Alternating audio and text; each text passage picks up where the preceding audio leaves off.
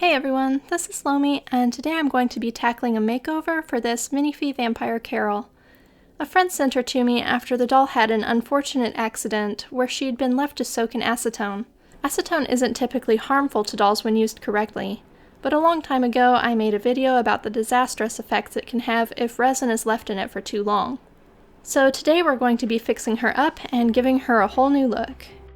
I know damage like this can be extremely upsetting, and it's easy to feel like you've ruined your doll. But if there's one thing I want you to learn when you watch videos on my channel, it's that almost anything can be fixed, and almost anything done to a doll can be undone. It can be heartbreaking to have accidents like this, but that's all it is. It's an accident, and sometimes those are a part of how we learn. I start the repair process by mixing some 2-part epoxy clay to fill the hole. This honestly looks worse than it is, just because we don't expect to see a gap here. This breakage is very, very minor in the grand scheme of things, and the rest of the head is just fine, meaning this can be completely repaired with relatively little work. Once the epoxy is thoroughly mixed, I press it into the hole and start scraping off the excess. I use water to smooth the surface of the clay, including on the inside, where I use a silicone shaping tool and a large ball-headed shaping tool to make sure the inside of the eye well stays nice and smooth. That way the repair won't interfere with how the doll's eyes fit.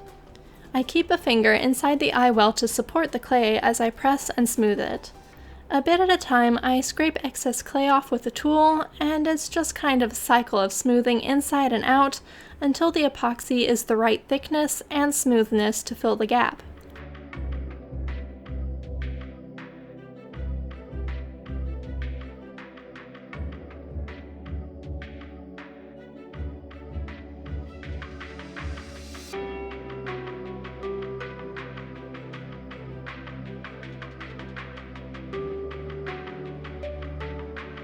I let it cure without trying to reshape the corner of the eye just yet. Then, when the epoxy is almost completely hardened, I measure and mark where the corner needs to be, using a sewing gauge to measure both eyes, and then I carefully carve out the epoxy with a hobby knife. Since the epoxy isn't completely cured, it's still a tiny bit soft. It makes it easier to cut, but it's not soft enough that it'll become misshapen.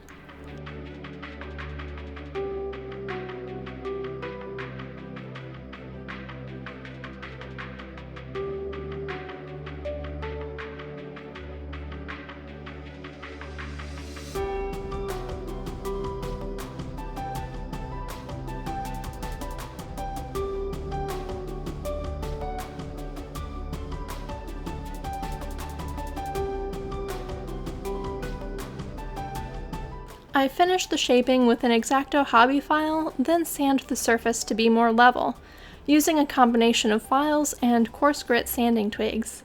It doesn't take much.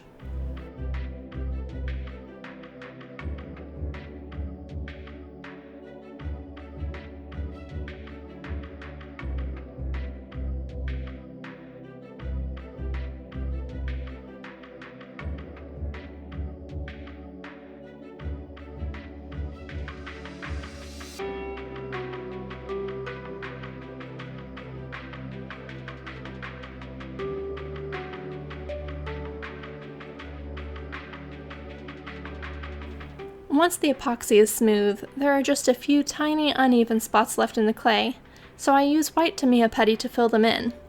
This putty is a little softer than my beloved Bondo spot putty, but it's easier to cover white putty than dark red, so this is really good for face modifications.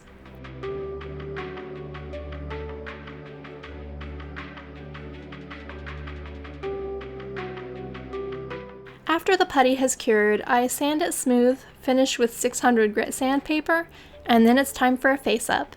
I airbrushed over the repair, and I thought I had filmed it, but I guess my camera shut off before I even got started because I had no footage of color matching. Either way, I ran out of paint before it was completely covered, but I planned for her to have a very dark and intense face-up, so I'm not too worried about it. I start with the line work for eyelashes, using black gouache paint and a Winstonia Berry Wine liner brush. I typically use Arteza gouache because I have a lot and I like it, but the cap on my black Arteza gouache is extremely stuck, so I've gone back to my Holbein paints for that color at least. The Holbein paints are more heavily pigmented, so they can be harder to erase, but they're also like 10 times the price. You can get 60 12 milliliter tubes of the Arteza gouache for like $50, while $55 gets you 18 5 milliliter tubes of Holbein. It's wonderful stuff, and definitely worth the money for my paintings, but the quality difference in something like Faceups is so minimal that it doesn't really make it worth it to spend the extra cash, especially when there doesn't seem to be a difference in light fastness. When I line the upper eyelid, I use a Reaper brush and touch up the edges with both my Winstonia brush and a Camlin Pro micro paintbrush.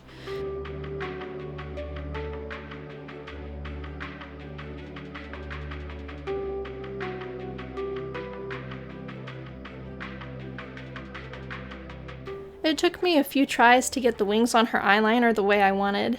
This sculpt has very sad eyes, and I wanted the wings to accentuate that, giving her kind of a pensive or mournful look. I also knew I wanted the eyeliner to be really heavy and thick, because the texture of that black liner is going to be perfect for soaking up the pearl powder later on, and I want it to really shine.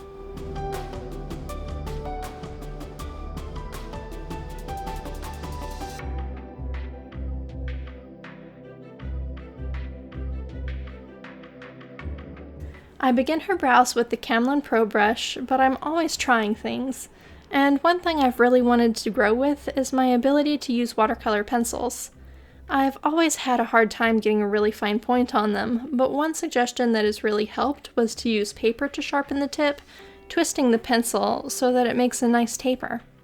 I add to the brows with navy blue and black Arteza watercolor pencils, and it worked a lot better this time than what I've been able to do previously. So I think that's a step in the right direction. I love the lines that I get for lashes using a brush, but I've always felt that they don't work as well for brows. Maybe this will help me work toward a style that I'm really comfortable with too. I add a little navy pastel to her brows as the first layer of blushing, then get started on her lips, using bold blue watercolor pencil to lay down the base color. This will give her lips a really defined shape, but it'll cover easily with pastels and provide smoother color.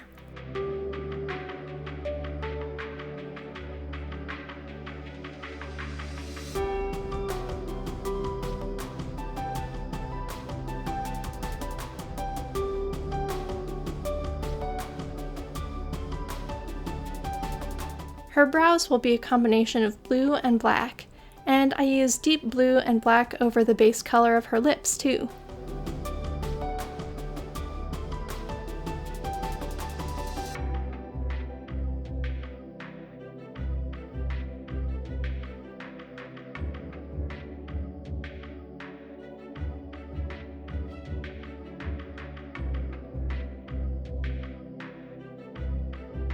I use the brighter blue for more details in her brows, then pick some colors of pastels for her eyeshadow.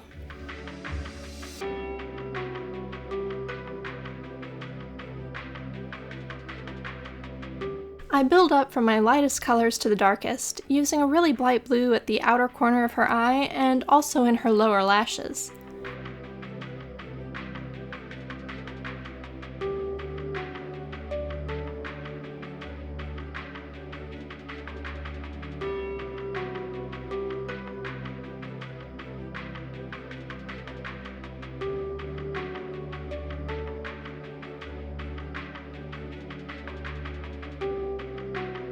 I add lavender to the inner corner of her eyes, and then start working a richer blue into the eyeshadow, as well as a cool purple. It takes a few layers to build up the color, sealing in between. Most of the light blue will disappear by the time I'm done, but I really like the undertones that it adds to the color.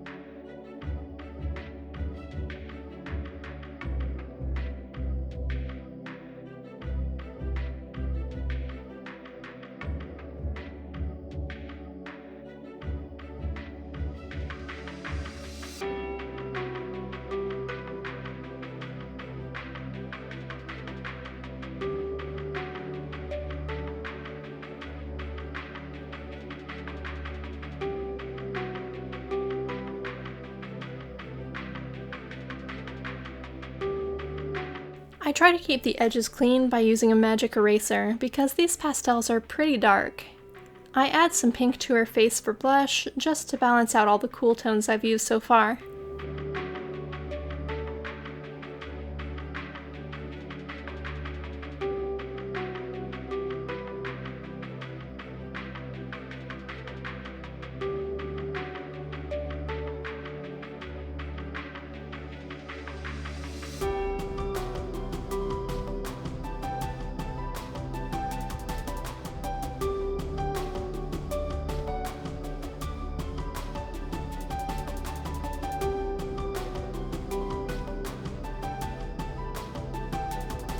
More and more layers of pastel to build colors.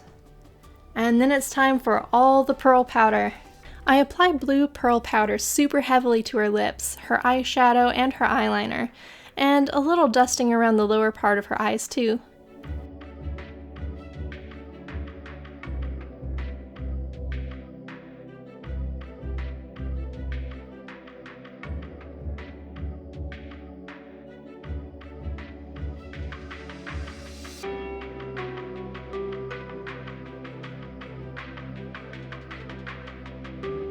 Then I add tons of purple pearl powder to the inner corner of her eyes and some macro pearl over everything because I want her final look to be really reflective as a base for the finishing accents.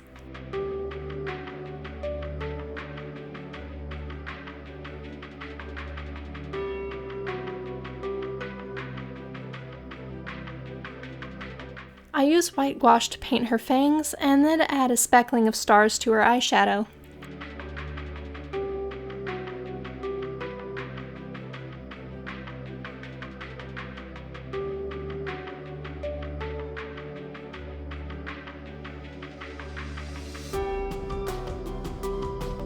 Since I've used a lot of color already, I use white gouache on the waterline of the eye instead of the pink I would typically use, which I think will also make her eyes look a little bit larger.